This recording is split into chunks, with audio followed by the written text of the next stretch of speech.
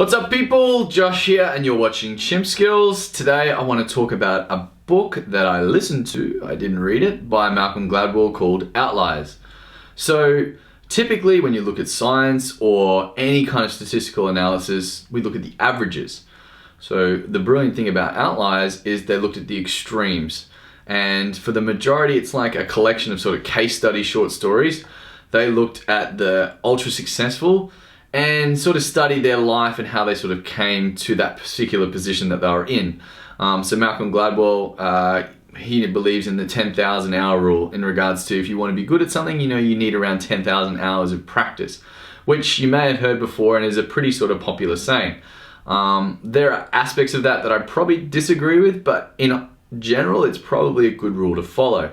So in the book, there's multiple case studies. He studies what month you're born in and why you might excel in hockey or soccer just because you were closer to the age cutoffs for that particular year. So you had an extra year of practice at each of the levels when you went to, say, a representative team. So they were looking at sporting teams where, say for instance, the earlier in the year that you were born, you may get an extra year of being in a team. That means if you start off when you were 10 years old, you had an extra year in your under 13s and your under 15s and your under 16s, etc. And that extra year of practice in a higher squad or a higher level with better coaching put you that much further above the other kids each year. Some of the other case studies that he spoke about were, say for instance, Bill Gates and Bill Sun, who were like, some of the leading software developers, and how the year that they were born in was an opportune time when certain technologies were just coming into fruition and they had access to, computers, which, only a select number of people had access to at that particular time. And there was some chance involved, like where they were living, their age, their time and study, all these variable factors that went into it. So the book goes through and it explains, these outliers and how they sort of came to be in that particular position. But it doesn't really talk about how to become an outlier, like what are the things to look out for. So there's a few things that I sort of took from the book. The first thing is that you have to lower your expectations. If you're starting off something from scratch, you're not going to be good at it straight away, and that shouldn't dishearten you. Even if I think about these videos, they're still probably not at a very good level, but the beginning, I started off with just a blank white screen behind me. The lighting wasn't as good, and there was no green screen. And certain skills will start to develop over time. So he talks about if you're starting a new skill, think about it in something that you're gonna fail, and you're gonna fail miserably. Successful people have failed miserably, and that's just part of the course. So lower your expectations, because it's gonna take a while before you really become good at anything. And naturally, you've got that 10,000 hours or around 10 years before you perfect something and become an expert in that field.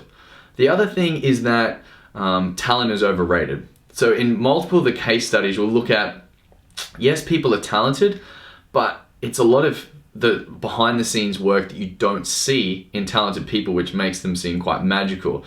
But if you follow their development over the years and how much actual time they put in, then it's actually a more pragmatic approach than what you'd think. Like, this person, say for instance, I always think of someone like Ronaldo, the soccer player. Like, dude's a freak, one of the best players in the world, but I guarantee if you go back and look at his life, he's probably started, with a soccer ball under the age of 5.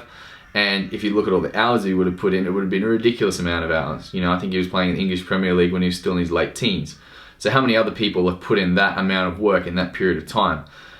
Any sort of person that's reached a level of success, if you go back and look at the work that was put in, it's quite apparent how they got there. It's not by mistake.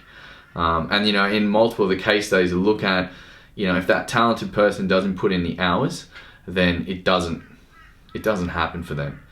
Which leads into the third point, is that if you have enough talent to get by and you put in that deliberate practice, then you will be able, if you can achieve that 10,000 hours in that particular field, then you're going to be pretty good at it, purely because of the work you put in. So when I say deliberate practice, that is, dedicated to that specific art and focused. And you constantly hear people talking about, if you're going to be successful at something, you've got to be passionate about it.